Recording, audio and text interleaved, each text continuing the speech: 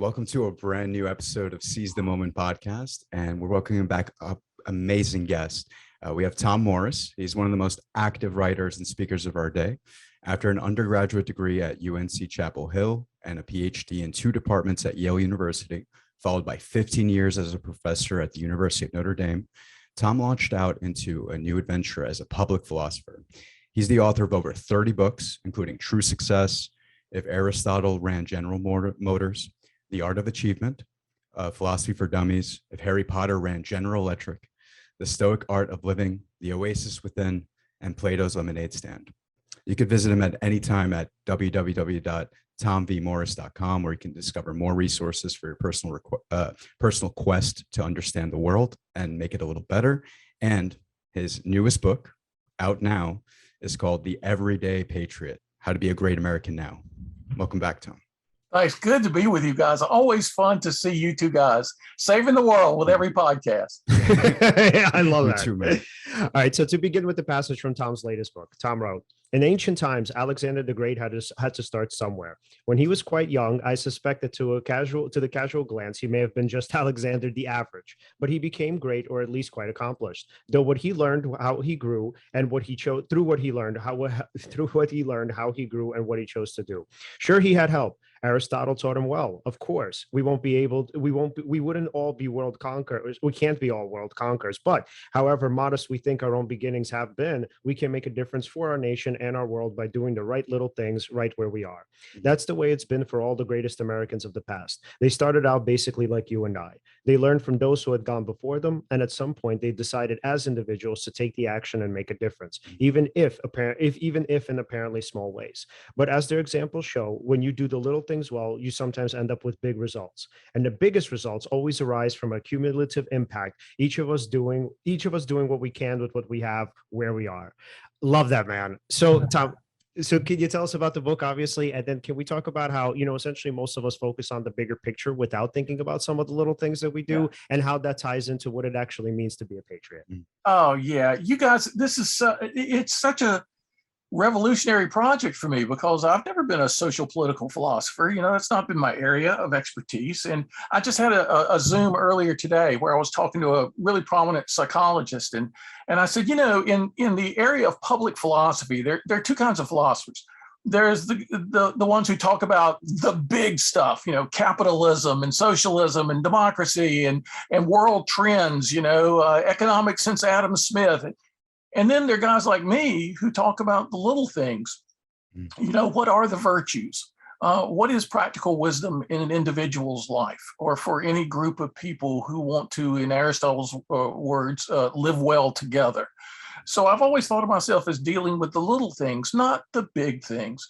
But today, in that earlier conversation, I came to this new realization, that you never get the big things right unless you get the little things right first.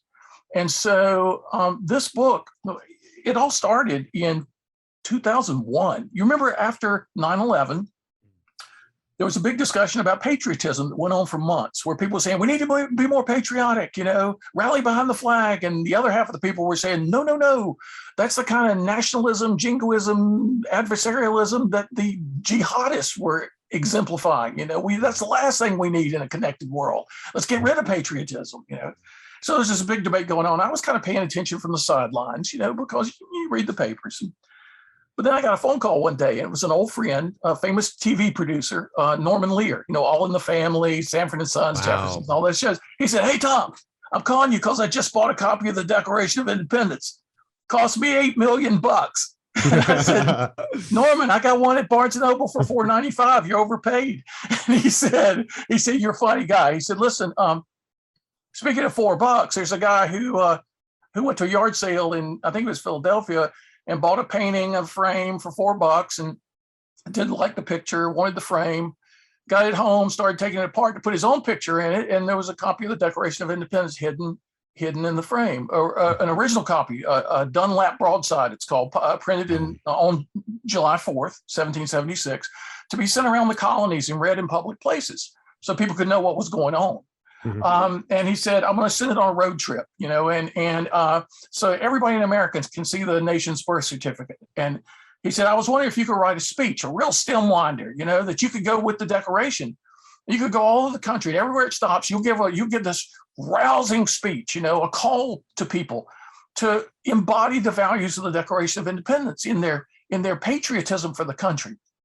And Norman Lear, a lot of people don't know this. He was a tail gunner in World War II, and in some of the bombers over Europe that were getting shot down like you wouldn't believe. He was a guy who did military service. He did a lot of community service. He did a lot of things that his grandfather he had to live with for a while because his father was in jail, and his grandfather would write letters like once a week, once every 2 weeks, to the White House, to the president. My dear, darling president, the letters would start. And he would tell the president whatever it was he was doing wrong and what he could be doing right. And then every week or two, there would be this beautiful white envelope in the mail from the White House. And Norman, as a kid, thought, wow, they're listening to my granddad. Well, I had roughly the same sort of experience as a kid. And I talk about it in the book that I drew some pictures for John Kennedy's kids and sent them to the White House, and my parents put a stamp on it. And weeks later, I get this letter from Mrs. Kennedy's social secretary, Letitia Baldridge, who wrote a famous book on etiquette. And she tells me about how much Mrs. Kennedy appreciated the pictures and how much the kids loved the pictures and laughed about the pictures. And I had this sense that as a kid, I was connected to the White House. I was connected to America was my home, And so Norman asked me to go around with the Declaration and do these talks. And I think, oh, this is going to be life-changing. And a couple of weeks later, he calls back. He says, got some bad news. I said, what is it? I had to turn it over to a team to prepare everything. Then word gets out in Hollywood. Now all the hottest actors and actresses in Hollywood want to go with the Declaration and want to be part of this. So my team basically said, Norman, who's going to draw the crowds? Your philosophy friend or Denzel, basically, all the great people. So I said, Norman, it's okay. Look, I'm going to turn this into a little book. You want to sell it in connection with the road trip? And he said, well, look, we're not going to be set up for that, but every place we stop that has a shop, like a maritime museum or something like that, we'll get them to sell it. If you want to, print this speech up. And so I did a version in 2002 called the Everyday Patriot, same title. And it went around with the Declaration. And it was privately printed. It wasn't turned over to a publisher or anything. Barnes and Noble at some point asked me to let them do it as a small press book. And so I didn't want to get in that business. But one man bought 3,000 copies. One man bought 3,000 copies of this little book. And I met with this guy about 3 or 4 months ago. Maybe it was 5 months ago. And he said, your little book, The Everyday Patriot, back from 2002. He said, I gave it to 3,000 school teachers in my town. And he said it was life-changing for the teachers have a new perspective on their important role in our nation's flourishing. And he said, but that was written under really different circumstances. Right after 9/11, foreign terrorism was the problem. Would you consider rewriting it for our time? He said, we got serious problems now that are really different from the problems back then. I said, you know what? Let me go look at it. From that day on, all day, every day, for 2 or 3 months. I rewrote this book and I said, we do need something like this. I mean, okay, first of all, what's the chance, the sheer probability that a philosopher like me is going to write a book that's going to save America, right? Change the world and save America. It's a chaotic quest, right? But so much of philosophy is anyway, we got to do it. We got to do it. It's not about, it's like Hindu thinkers who say, do the process, release the results. I've been telling people a long time, you got to know what to embrace and what to release. Most people do it backwards. They embrace things they ought to be letting go, and they let go of things they ought to be embracing.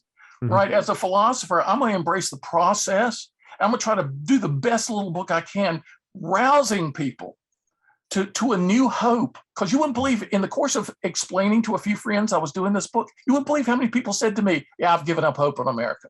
I've given up hope. It's hopeless. You can't. You're not going to make a difference.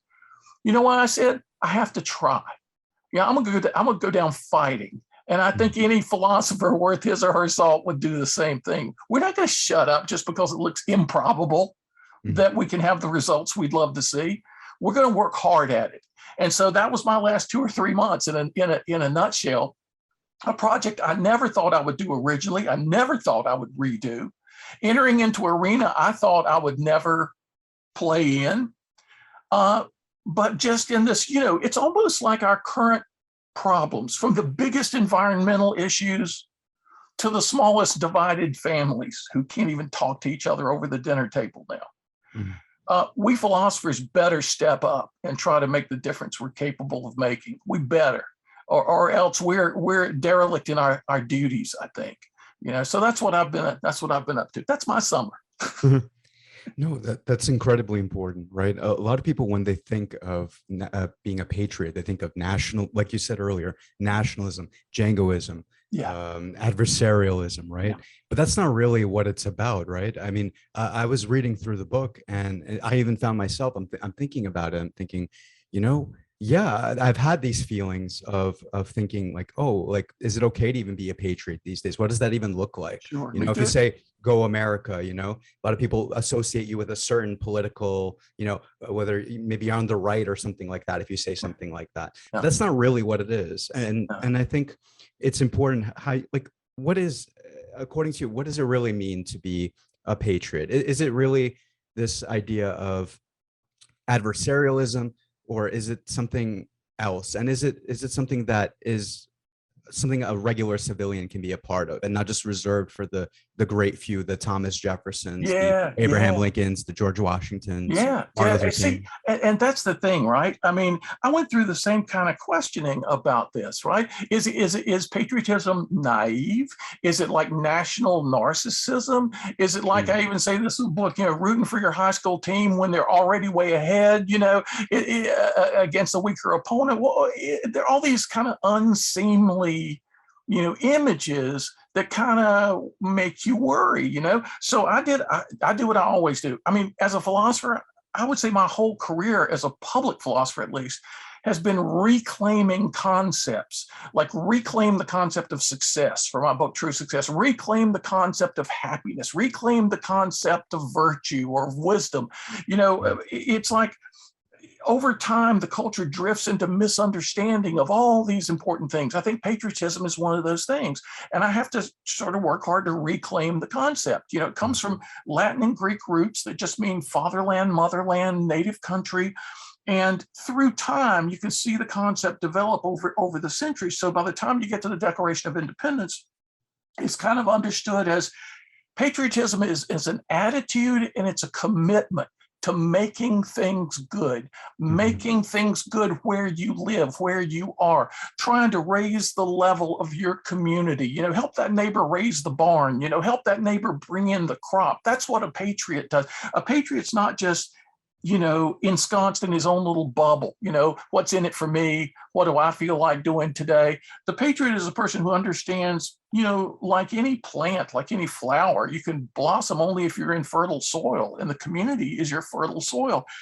And I thought I was inventing a concept in the book. I thought so in 2001, 2002, I thought so recently, until I discovered there was a Stoic philosopher who kind of had the same idea. And he's a Stoic philosopher we've never kind of heard of. Heracles was his name, 2nd century.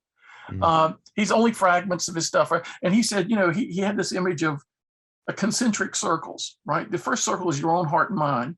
The next circle is your immediate family or immediate friends, and then your neighborhood, your community, whatever other neighborhoods and communities you're in at work or whatever, the city, the state, the nation, the world.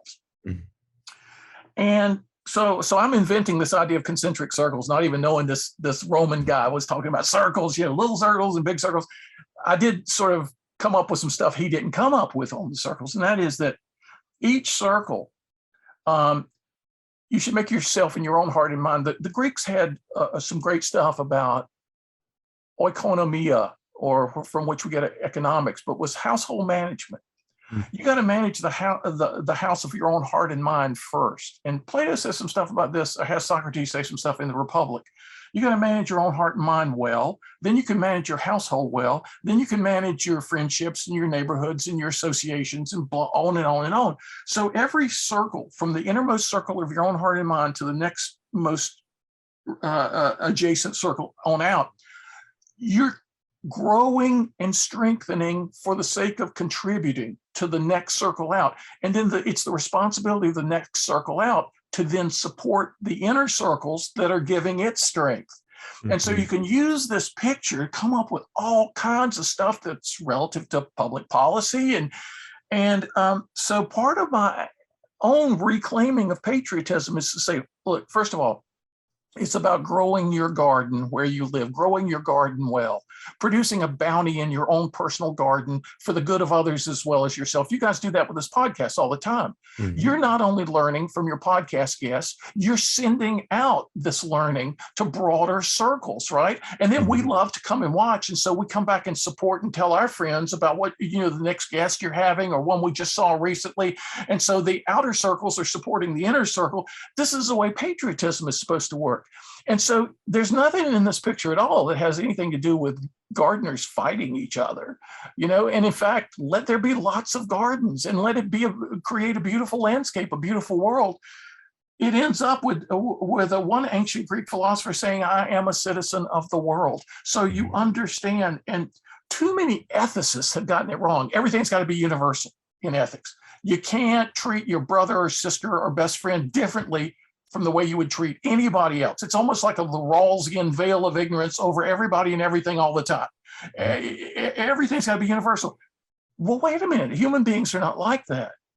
It's like I treat my family in special ways, not so I can treat everybody else badly, but to cultivate habits in myself on a daily basis so that when I do meet that stranger, I'll have cultivated grace and kindness and helpfulness in my closer circle that I could then extend to the stranger in that broader circle. To me, that's what patriotism is all about. In fact, my best, so you can imagine the book just came out. The official pub date was July 4th. Great, I love that. But then Amazon put it on a few days early, which surprised me. But so there hasn't been a lot of mail about it yet, but more than I would have expected just in the last few days. But my favorite email came from a 17-year-old kid in Romania, in Bucharest, who said, your book, The Everyday Patriot, has made me a better Romanian. And I thought, oh, that just blows my mind. He said, I want to write my own version. This is a 17-year-old kid. I want to write my own version. How to be, the everyday patriot, how to be a great Romanian now. I said, good, go do it. This is what patriotism is.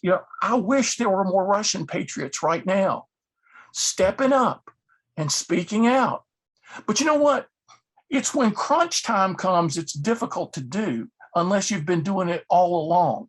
And that's where it comes to one of my favorite overlooked philosophers is Iris Murdoch, who was this great British philosopher. And she's written all these novels, and she's written a little tiny book on ethics called The Sovereignty of Good, The Sovereignty of the Good, or The Sovereignty of Good, which I've read it 2 or 3 times in the past. And she says, we've treated ethics too long as if it's all about these fraught decisions, these really tough, difficult decisions. What if most of ethics isn't about that at all? What if most of ethics is about the really little things every day? What you pay attention to may build up structures of value inside you that just take over when the big decisions are to be made. If you built up those structures strongly enough, the big daunting decisions aren't so daunting after all. Like you end up like the hero who rushes into the burning car or the burning building. And then afterwards, oh, you were such a hero. I didn't feel like a hero. It just had to be done. I was the guy there. He had built up structures of value in his life in little things so that when crunch time came, he automatically did the right thing. That to me is what patriotism is about. It's about offering up our families, our neighborhoods, our friendships, our communities to the greater good in positive ways. And if we get back to that, maybe these little squabbles over this or that manufactured issue in the culture wars won't be so important to people anymore. Yeah, and it made me think of the situation with Gandhi, where it's like we're thinking about universalism, and here's this person who was this great humanitarian who unfortunately, I guess, had pretty terrible relationships with his children. Yeah, so it's like on the one hand, I mean, we could think about it philosophically and say, well, I mean, obviously he contributed a great deal to humanity, but look at kind of where he was with his own family. So it's like when you think about these two ideas, and if you think about it even in terms of left and right politics, you often see on the right where it's mostly a focus on family, and on the left where it's mostly kind of a focus on let's say kind of the culture or the sort of society at large, America, the world at large. But when we think of not to, I want to kind of transition into something else though. When we think about like American exceptionalism, I don't think that that's what you're saying. You're not saying, it's all about our family, or in this case it's only about our country. What you're saying is that we can kind of work together as a network of countries, as opposed to thinking, okay, USA number one, kind of fuck the world, we don't want to be around with anybody else, we don't want to, we're thinking about like trade, we don't want to have anything to do with other countries, we got it on our own. That's not what you're saying American patriotism is, right? You're saying it's not really black and white, but you can have a love for your country and then also in the broader scope have a love for humanity too. Yeah, absolutely right. And it's almost as if the love for your country is meant to serve your love for humanity. And whenever it doesn't serve your love for humanity, something's gone wrong. It's like when any of those inner circles becomes tribalistic, something has gone wrong. And that's never good for the health of the tribe. Right. Not only does it detract from the broader circles, the broader world, but it also starts messing up things in the tribe itself, So that's my view about positive patriotism, sort of clues us into this dynamic in human life that ought to be operative all the time, or something's going to go wrong. Like Gandhi looking outward to the outer circles, ignoring the inner circles. We're all going to have struggles in our inner circles, so it doesn't impugn any great work to say, yeah, but his marriage was crap. Yeah, sometimes marriages are difficult, right? Sometimes relationships with kids are difficult, but it should never be because you neglected those inner circles for the sake of the world, and you see that way too often. The minister's kids are ignored, the shoemaker's kids go barefoot, as the old saying has it, right? And so I'm saying, no, try to do your best to get the things right on the small scale and then build from there. That seems to be the best way to build out the moral life on solid foundations.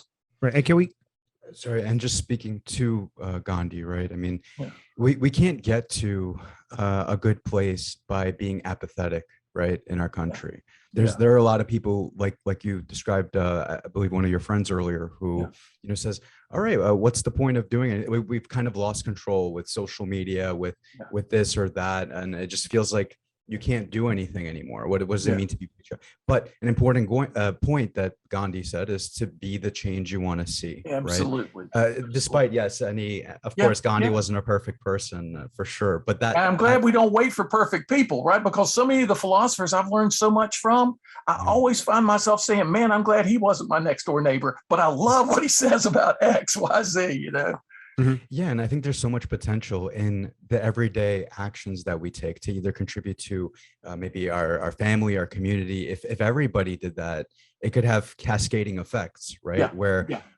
Who knows what, like you said, it's not necessarily at crunch time when, you will make a big decision at crunch time, right? When things are getting serious too. But the idea is that, like you said, like that firefighter, right? I mean, he just did what he had to do, and it felt like all of his actions sort of led up to that. It's not something that necessarily he, at that moment, that's who he was. It was a lot of things built up to who he was. Yeah, absolutely. One of my neighbors was fire chief in Miami for many years, and to talk to this guy, it's like, it's not like, oh, I got to marshal some courage here. No, it's focus. That's what those guys always talk about, focus. There's a job that needs to be done. There's a problem that needs to be solved. There's a goal that needs to be attained, focus. And so all the rest of us who said, oh my God, it's so dangerous. And they're focused, right? And there's a sense in which the moral life is all about focus. And if you wait until the big, difficult issue comes into your life to focus for the first time, you're not going to be real good at it. It's like the first time you went on a tennis court with a tennis racket and you could hardly hit the ball, or any other sport. You only get better by doing. It's like so much of human wisdom isn't propositional aphorisms, but is skill development, kind of an art of living, which is an ancient idea that we've sort of lost track of in most of the world. But an art of living has to do with practice and has to do with focus every day. And again, the little things lead to the big things. And so that firefighter doesn't feel courageous, doesn't feel heroic, because he or she doesn't think they had to come up with something that already wasn't within them on a daily basis. They just focused in a new way on this situation, and they were able to do it quickly because they had prepared for that. And that's my whole deal. Why aren't Russians all in the streets? Why aren't Americans all in the streets about various things, right? Because we haven't built up those values that would make us do things that outsiders would look at, onlookers would see as courageous, but we would just see as necessary. It had to be done. We wouldn't think of ourselves as particularly heroic. And that's the cool thing about philosophy done right. When ideas are done right, when wisdom is done right, when virtue is done right, there's a cultivation in normal, mundane, everyday matters that pays off in the big stuff in ways that could never have happened if the only time we ever turned our attention to ideas or philosophy or wisdom was when the big stuff hits us in the face. We're not going to do it right. We're not going to do it right. So I'm just urging people. So the Everyday Patriot is not, here's the time the author holds up the copy of his book. The Everyday Patriot is not some great departure that I thought it was 5 months ago or 4 months ago. I thought, I'm doing something really different now. I hope I know how to do this. But it's just a kind of a culmination of my concern for everyday wisdom, practical wisdom. And it's to be lived. Well, what does that mean? Well, part of it means you're a better citizen. Maybe citizenship is a moral status. Maybe patriotism is a moral calling. Who's ever told me that? Nobody, basically. Maybe that's what we need to teach kids in civics classes, right? The fact that you're American isn't as abstract as that you happen to live in a certain solar system. You're in the Milky Way. Lucky you. Yes, I'm a citizen of the Milky Way. That's for a lot of people what American citizenship is like. It's this kind of abstraction. That means you get a certain kind of passport rather than another kind of passport. That means you're supposed to vote in these elections as opposed to the people who can't vote. Well, what is it all about? It's not an abstraction. It's a really practical moral status. And that had never occurred to me until I started doing this book. And so, sorry, just speaking to voting, right? Oh, yeah. I found it very interesting in the book too. A lot of people have over the years had very clever arguments against voting. I mean, it wasn't mentioned in the book specifically, but one person who came to mind was George Carlin, right? He said, I'm not voting at all. It's all corrupt, right? He said in a better way, of course, delivered that nicer. But that actually stuck with me a long time when I was younger. I used to think, that was a good argument. I'm not going to vote, right? Then I'm reading through the book, and I mean, I started to think about it, right? People have fought and died, right, for the right to vote. And it's something that we take for granted, that we think maybe doesn't count. But I mean, what's your thoughts on that? Yeah, I mean, I've had every kind of rationalization come to mind too, and often in my life, at least, it was laziness, masking itself in rationalization, which is half of what we do in the world half the time anyway. But it was like, what one little vote, what difference does it make? Well, it's your voice, and the whole thing about government. Too much of modern politics has been about, is the government going to serve you or is the government going to oppress you? One political party says the government's going to take care of you, and the other political party says the government's going to oppress you if you let them get away with it. And it's like, wait a minute, the government? A democracy is all about self-government.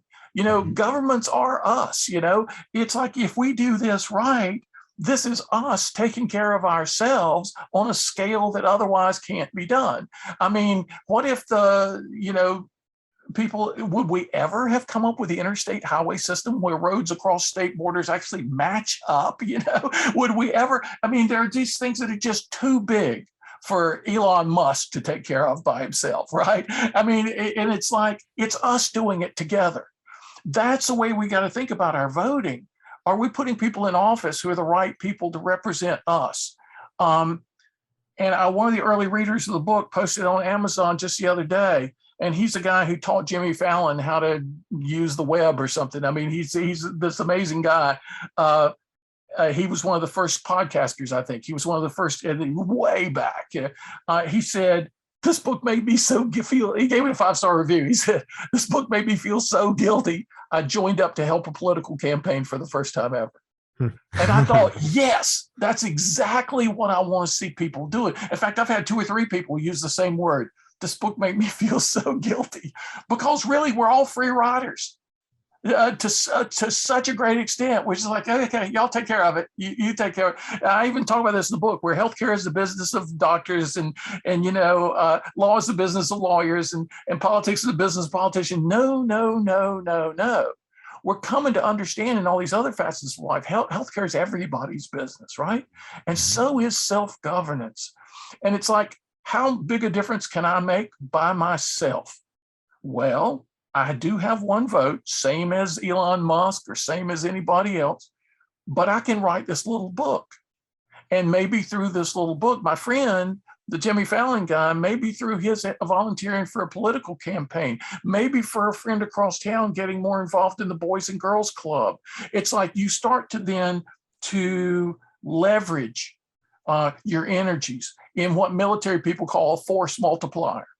When you join up with other people. In fact, I've come to think that so much human literature is about the power of partnership.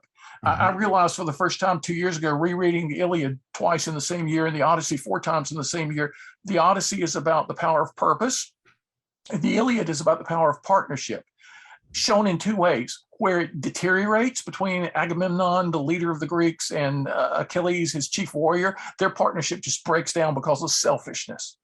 And greed and self and ambition breaks apart, and then lots of people die. And then throughout the books, there are good partnerships where, Ajax, who's this big guy, he gets attacked by a bunch of Trojans, and rather than him showing off, I'm going to kill all these guys by myself, he calls all his friends who are around him. Hey guys, come over here. They all come together. They turn back the Trojans. Now, over and over and over again in the Iliad, you see that happening. The power of partnership when it breaks down, the power for harm, and the power of good when it holds together. So yeah, the vote is one way of expressing your voice, and I think it's the way that we should never ignore. And like you, Alan, I ignored it. I've ignored elections where I didn't know the people running, or I didn't have the time, or and I realize now, no, it's an important part of the package. And it's symbolic of the rest of the package. So I developed this concept in the book, the concept of voting every day. So I didn't turn it around and reconceptualize voting as something else once a year or something, but I conceptualize these daily activities in your community. Like when I pick up trash on my daily walk, if I see something on the street, I'm gonna pick it up. And that's voting every day. That's using my time, my attention, my energy in tiny little ways. If somebody's left a Burger King bag on a beautiful street, what, am I just going to walk by it and let the professionals pick this up? Right. No, if I can, I'm going to pick it up, right? And I'm going to look for some place to dispose of it properly. Because somebody else, like when I was growing up with a kid, I used to see people throw stuff out car windows, every day, throwing cigarettes out car windows when I was growing up, but then other things too. Bags of food they had eaten, and I think, well, they think it disappears when it goes out the window of the car. There are too many people who live like that, as if there are no consequences for what they do. And so if we can start tying the dignity of our everyday lives comes through when we see it in connection with the big picture. And I was thinking about, I had an early lunch today, and I was thinking about, it just came into my head, Norman Lear and All in the Family. And that theme song that they would always sing, Archie and Edith would sing. Those were the days. Guys like me had it made. Those were the days. Archie Bunker sings. Now, how many people in Archie Bunker's circumstances today, who are not hedge fund traders or running big corporations, how many would look back on previous years in their lives and say, guys like me, we had it made? Well, we want an America in which everybody feels like a contributor. Everybody feels like a dignified. I wrote a book called If Aristotle Ran General Motors, which was really not about Aristotle or General Motors, but people in organizations or in groups and what it takes to feel great and do great. Truth, beauty, goodness, unity, 4 things. And then I talked about 4 spiritual needs: for uniqueness, for a sense of union with something greater than the self, for a usefulness, which brings together your uniqueness with a greater union. When you're useful, you take your talents and make them available to others, as the good of others as well as yourself. And then finally, understanding what this life is all about to the extent that we can. And when you give people enough of these things, then you have this dignity where you got guys that we would think now maybe are struggling and are often struggling, but do they feel like contributors to the greater good? That's what we've drifted away from. I was reading Michael Sandel's book, the famous Harvard professor whose justice seminar is more subscribed than any other class in the history of Harvard University, I think. I believe my son was in that class a couple decades ago. So Sandel's been teaching it a long time. But he's got this new book out in the last year or two called The Tyranny of Merit. And it was like, he goes back to the 40s and 50s. It's like James Conant, president of Harvard, Kingman Brewster, president of Yale, until maybe my first years in graduate school. So these guys had this idea that we don't want to be an aristocracy like so many of the European countries that so many Americans came from. We want to be, what can we be if we're not an aristocracy? What's left? What's better? A meritocracy. That's what we'll be. And it gives rise to the rhetoric about you can rise as high in America as your talents and ambition will take you, which every politician, every president says hundreds of times during their presidency. And so Sandel then said, but wait a minute, in a capitalist society, you're going to have winners, you're going to have losers. Not depending on whether people work hard or not, but often depending on whether your talents happen to be valued by your society in a monetary way. So there are these winners who have this unbelievable hubris about talents that they didn't create in themselves and cultural conditions that they weren't responsible for that rewards their talents. They have this unbelievable hubris, and those beneath them that they consider the losers have a completely unnecessary sense of humiliation, that they are somehow not worthy. And so a proper patriotism doesn't let this gap grow between a few folks at the economic top of the heap and everybody else. But a proper patriotism, well, he talks about the difference between a consumerist ethic and a contributive ethic, where everybody feels like they're contributing to the greater good. And there's a dignity in that. So if I could even open people's eyes to that with the Everyday Patriot, it would be great. Because, Sandel writes like Sandel would write. And my whole attitude about books like the Everyday Patriot, there's a wisdom desert in America right now. There are the university presses that publish books by scholars for scholars. Right. Occasionally there will be wisdom in these books, right? But boy, you got to dig it out with great patience and a dictionary by your side. And then there's the trade publishers, the big famous publishers in New York City, mostly, who only cater to human obsession right now. You're obsessed with politics, we'll sell you a book on politics. You're obsessed with celebrity, we'll sell you a book on celebrities. Whatever the obsessions are, that's what they want to publish. Anything with wisdom, only if people get obsessed with it. So there's this wisdom desert in the middle between the academic publishers and the trade publishers. And I've been trying for years now to get books out to bring some nourishment, some water to the desert, Yeah.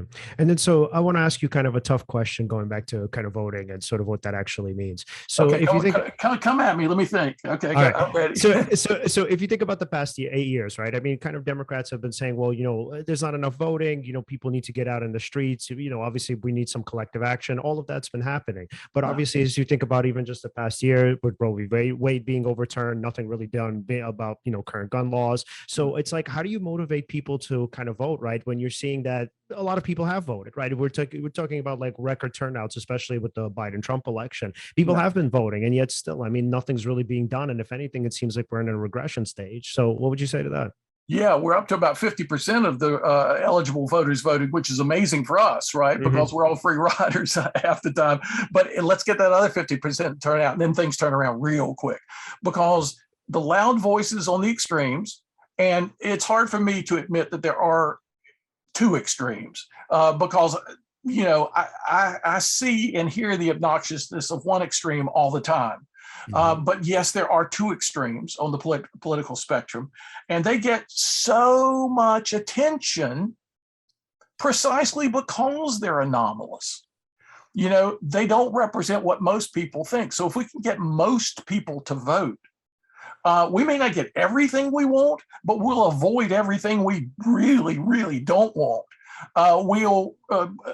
Can you get the lid back on Pandora's jar? The original Pandora's box, it's this gift box and you're not supposed to open it. And what's a gift box you're not supposed to open? What sense does that make? But she opens it and all the ills in the world come out. Well, the original Greek, it was a big jar. And the lid was presumably an ornamental lid. You're not supposed to open it. It's just there to be pretty. But she has these two qualities of curiosity and courage. And Pandora's curiosity makes her open the box. All the evils come out and disperse across the world, right? But then her curiosity doesn't go away even after this. And then the courage really kicks in. And she looks again. And at the bottom of the jar, the only thing that remains is hope. Well, that's the real gift. And that's the gift that helps her deal with everything else. So my view is, yes, we've gotten out more vote in the last two presidential elections. People still don't we've got a long way to go with that. We're not like with Costa Rica yet, where the literacy level, the civic engagement in some tiny countries just is almost embarrassing for us as Americans when you compare percentages. But how about the local elections? How worked up do people get about school board elections, about county commissioners? And that's where some of these issues are descending to now, right? Mm-hmm. It's like there's certain people out there with the Pandora's box of ills looking for any little keyhole, however small, to cram these ills through. So we got to get as excited about our local elections and our state because what are state legislators doing now? And getting away with that half of America is horrified by, on most days, a lot more than half of America. And so, our mobilization has only begun. And so it's too soon for us to be patting ourselves on the back, or too soon for us to be saying, oh, we tried that, doesn't work. We voted, we got more people to vote, we got more people to go out and protest. Now, I haven't physically shown up in the last 2 years to protest anything because I've got to protect my family from various things because of various kinds of conditions people have. But my daughter went to a protest. My granddaughter went to a protest, masked up like they were going to walk on the moon, I think. But, they had to. They felt like they really had to. I want to encourage this. I would love us to have so many people in the streets, right, that it can't help but get people's attention. But in the end, if the same guys, and it's mostly guys, are in positions of power doing what their donors want them to do, things are not going to change, but we can get other people in. We really, truly can. We see some of those people in the January 6th committee meetings right now, and we're so proud of them, that are reasonable, that are using what Thomas Paine in 1776 called common sense. And by the way, he's my spirit animal, Thomas Paine, because he was a guy who wrote a little book called Common Sense in January of 1776, when most Americans apparently wanted to reconcile with England. And he just said no in his little pamphlet, Common Sense. He said, no, for the following reasons. And people started reading this and buying this. 100,000 copies sold, I think, in the first month when America only had a couple million people. He ended up selling 500,000 copies of this little book. It turned the tide in a matter of months, so that by July 1776, we're writing the Declaration of Independence. Mm-hmm. So there is an example of one guy with a small book making a difference. So that's what I've just sort of been clinging on to, like a desperate man in the ocean clinging onto a life raft, hoping my little book, The Everyday Patriot, can make some difference in people's lives. And the early indicators are that it can. I mean, the people who've gotten excited about this book, I just co-wrote an op-ed with a guy who was introduced to me by one of the writers on the Stoics, a guy who lives in Athens, Greece right now. Donald Robertson, who was a therapist, cognitive behavioral therapist, before he started getting interested in the Stoics. And he saw me announce the Everyday Patriot online. He said, oh, there's a friend of mine who would love this book. You got to meet my friend. I said, sure, put us together. So email, put us together, and then we Zoomed. So this was a guy who was a Marine. Then he was a CIA officer in charge of paramilitary operations in Iraq, Afghanistan, Somalia, and 2 other places equally bad. He served as Assistant Undersecretary of Defense for, I think, 2 administrations. and was known as kind of the nonpartisan guy in the Pentagon. He's in retirement now, saving child soldiers in Africa, training Navy SEALs, working with veterans organizations. And so we end up with an hour Zoom. He's on everybody's call list, you know, CNN, ABC, New York Times, for foreign affairs, and now for domestic terrorism, a new development, because he's a guy who's seen where certain trends in America right now, he's seen in other countries where it can end up. And so they're calling on this guy to be sort of prescient about, okay, what do we need to do to stop us from going in that direction? And so we got to talking about the ideas of the book, and he said, let's write an op-ed together called The Everyday Patriot. And we did just last week, and he's been out of the country for a few days. Can't tell you where. I'm just kidding. But he'll be back in a day or two, and he's going to pitch it to his media contacts. And so again, here I am sitting in this room at my desk with my little book, The Everyday Patriot, thinking, oh, I want to make a difference for somebody. How can me, one person? Then I think back at Thomas Paine, and I think, okay, America was much smaller then, but still, it's like the firefighter who sees the blaze. And he's not going to stay outside saying, what's the chance that I could make a difference here? You know, he's going to run into the building. Well, I'd much rather run into this particular philosophical fire, right? And that's what I think of that I've been doing. So that's kind of a long-winded answer to your question, Leon, but I really think we're just getting started with these things we need to be doing. And we shouldn't be despondent or give up hope too soon because it hasn't turned the tide yet, because most major revolutions in human life have looked impossible before they happened. Nobody knew the Berlin Wall was coming down until it did. Nobody knew the Soviet Union would break up until it did. There are so many things that have happened in human history, the Black Swan, Talib's book, that nobody saw coming, and it would have looked impossible. If you were one of these people trying to make it happen, your friends would be saying, give up already. You know, it's not going to happen. Then all of a sudden it happens. Mm-hmm. So that's my hope for America. We've got great DNA that's been expressed inadequately. We've never lived up to our ideals, but we got the right ideals. And so let's run with that ball. Let's run with that ball as much as we can. Yeah. And then so outside of voting, what else can we do? Well, it's that everyday thing. It's that everyday thing, because the voting itself is a gesture into the void unless we create. It's like tossing seed out on unfertile soil, right? I asked a biologist once, I was looking at this parable of the four soils in the New Testament because it was relevant to what I was doing in Plato's lemonade stand, because I see people, audiences of people. So I've had chances as a philosopher to speak to over 1,200 audiences, ranging up to 10,000 people in a room. Right? Who has that chance in the philosophy world? Who among us has that chance? Well, I've had that chance. And I'll see people sitting next to each other. One guy's like perplexed and the other guy's on fire, right? So what's the difference? Why do speakers, they speak to a group of people, the same ideas everybody in the room hears. Some people use the ideas to change their lives, and other people say, oh, that was good, and just go about their business, right? So I asked a guy once, this whole idea about tossing your vote into the void or into fertile soil. What's the difference? I asked a biologist, I said, what's fertile soil? He said, He said, I guess the best way to say it is to contrast it with sterile soil. I said, okay, I wouldn't have gone there. That's interesting. What do you mean? He said, sterile soil is dirt that has been typically irradiated because it has zero life in it. Mm-hmm. It has zero activity. It's totally inert. And that's the way most people think of dirt anywhere. Dirt, it's inert. He said, no. Good soil has in it microbes and bacteria and viruses and worms and other insects. And it's just this profusion of life in good soil. So when the seed goes into the good soil, the soil doesn't just receive the seed.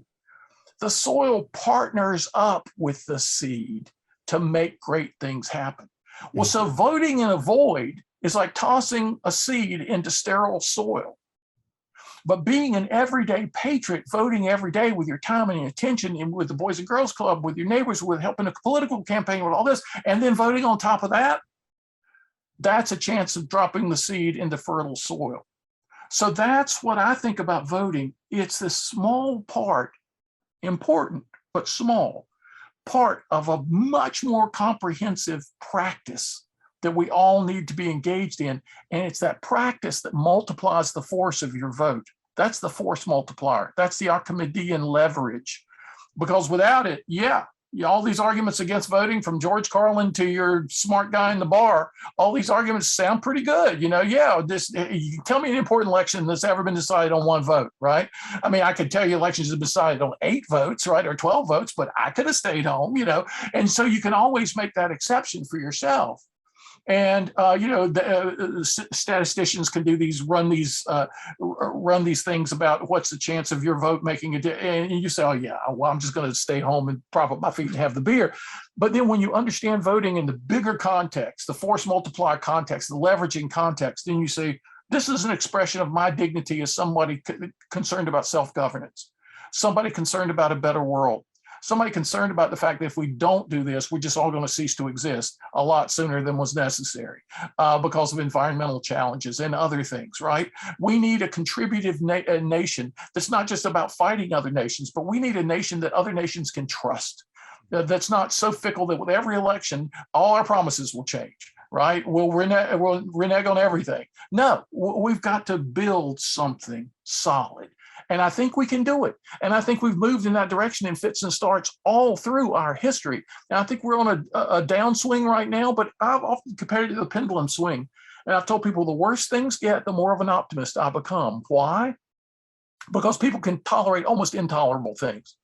But when stuff gets literally intolerable, it's a wake-up call for everybody. Their imaginations get on fire, and the pendulum starts to swing back. Like, I visited Russia right after the breakup of the Soviet Union. I was in St. Petersburg, this beautiful city, and 19th century architecture was beautiful, but everything in the 20th century was brutalistically, horribly ugly.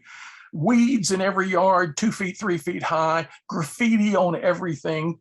Everything was filthy, dirty, rusty. I thought, how can people live like this? This is like death to the spirit. And then I remembered places in America were just as bad, death to the spirit.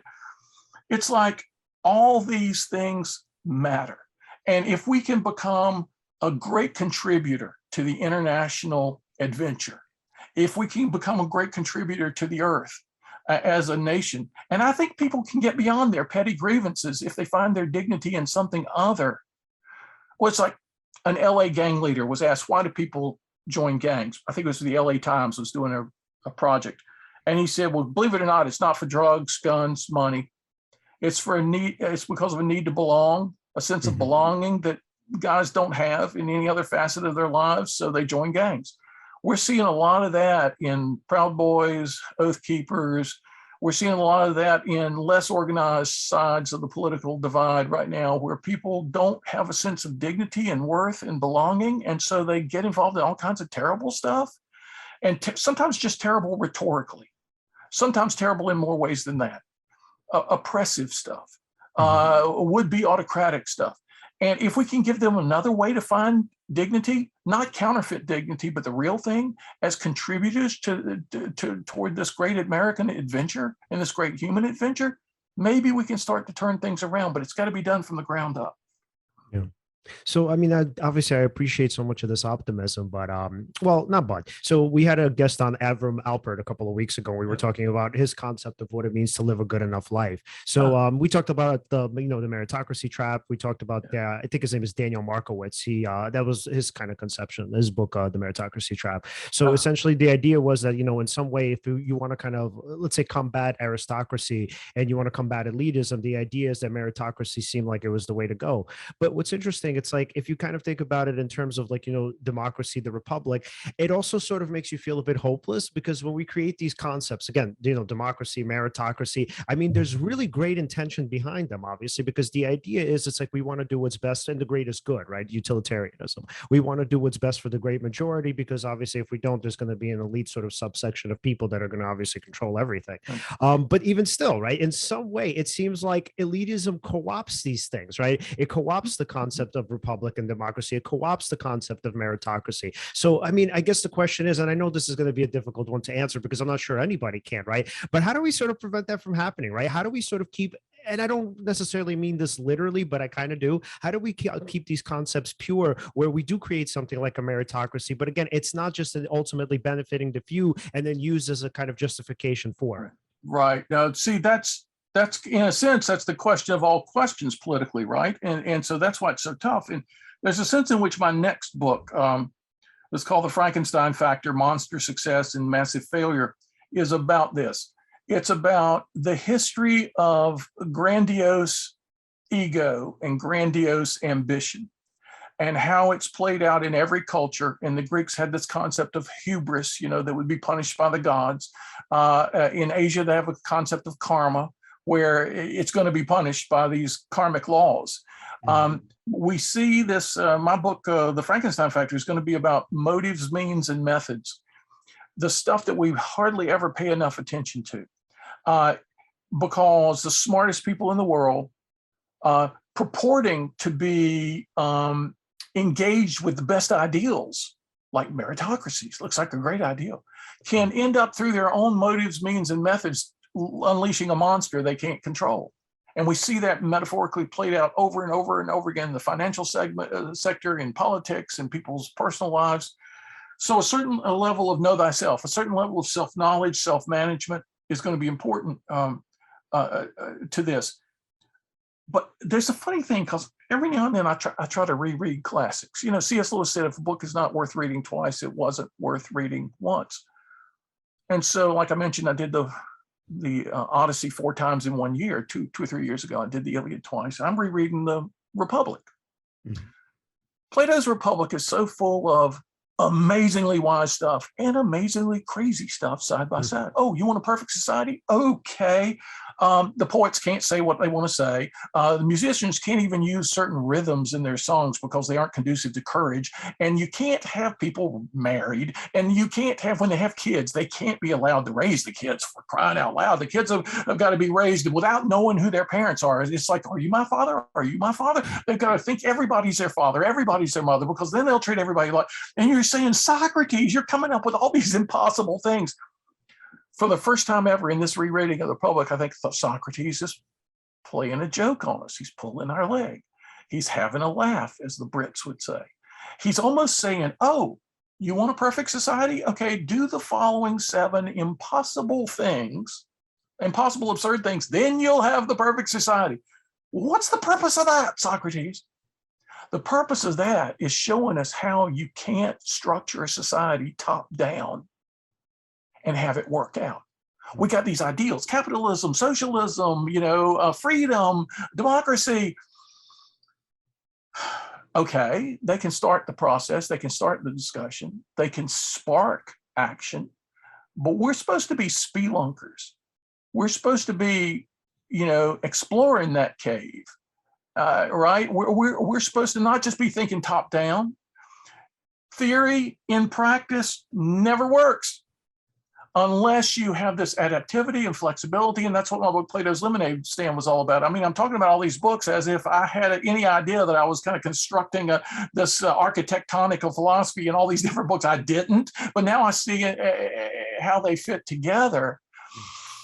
Whenever you have ideologues with ideals, but without practical wisdom, you get terrible results. Right? Meritocracy sounded like a great idea to James Conant, president of Harvard, to Kingman Brewster, president of Yale. Yeah, we're letting in too many of the same families in New England, these rich families and stuff. Let's diversify and give everybody a chance. Yay, it sounds great. And it is great in a lot of ways, except when you apply it wrong. Mm-hmm. When you don't understand, you got to be adaptive, you got to be adjusting all the time. And admitting you were wrong in your first experiment is not a humiliating thing. It's an empowering thing. We need to cultivate that in kids in their education so that when they become community leaders, when they become podcasters, when they become public philosophers, the first thing they try, if it doesn't work the way they thought, they're not too embarrassed to try it a different way. That's what we find, this world of people locked into one way, whether it's working or not. And it's obvious to anybody other than them it's not working, but they don't have the self-esteem and confidence to adapt and adjust on the fly. That's part of what we want to cultivate in the civic spirit, right? It's an experiment. You got to do it wrong in order to do it right. There's a thing in the Talmud, you have to read a wisdom passage wrong before you can finally read it right. And in life, it's so often like that, right? You try something that doesn't work, and that's the way you find out what does work. Until that doesn't work, but it's put you closer to getting to the place that might work. And you're not so, well, the next book I'm actually going to sit down to write is called The Gift of Uncertainty. Mm-hmm. We live in a world where everybody craves certainty so much, they will accept any false certainty rather than face the uncertainty that they fear and yet might be the greatest gift. So there's so much we've got to do in terms of training a society in the right kinds of philosophy. But guess what? That's why you two guys are here. That's why I'm here. I mean, we can't say, well, there's nothing for us to do. We might as well just entertain ourselves, writing books and having podcasts. No, we got so much to do. It's like the world's on fire. And guess who's alive to take care of that situation? Guess who's standing outside the front door of the burning building? It's us philosophers. Let's go in and do something. I love that. So I think that discouragement, hopelessness is a tool of oppression. The would-be autocrats want us all to be discouraged and hopeless because that's the way they take over. And so when you understand that hopelessness is a tool of oppression, you say, no, I'm not taking this. I'm going to be like Epictetus. I'm going to be a liberator. I'm not going to let people be oppressed by hopelessness. Well, I'm going to help them shed that crap, break those chains. Let's go get it done. I love that. Wow, man. So great point, I think, to end that off on. And so, Alan, before we wrap up, so final questions for Tom. Yes, if we wanted to follow you, follow your work, buy the book, where could we do that? Oh, yeah. Tom V, my middle name is Victor, tomvmorris.com, my website. And I have links to all the books, take you to Amazon or other bookstores. There are various pages to find out what I'm doing. People can contact me through the contact page. I love to hear from folks. If they want to ask me a question, philosophize, I try to always be available. In fact, some of the guys working with me said, why do you answer so many emails? You got other things to do. I said, listen, if I'm just reading the ancient philosophers, but not hearing what worries people now, I've only got half the formula. I love hearing from people. I love it. Tom, again, thank you so much for coming on. Thank you so much. You guys both of you are a joy. And it's a wonderful experience to be with you. I just want to put out a book every month so I can keep coming back and being on this show. I'm just thrilled to be asked back a second time. And I will indeed. One of my life bucket list goals is getting back a third time. 100%. I love it. Tom, thank you so much, man. We'll talk to you soon. Take care. Thanks. See you later. All right, guys, there you have it. Don't give way to apathy. And yeah, so if you guys want to follow us, you can follow us at Seize the Moment Podcast on Facebook, Instagram, TikTok, and also at Seize_podcast on Twitter. Like, subscribe, hit the bell. And thank you again so much for watching. See you next time.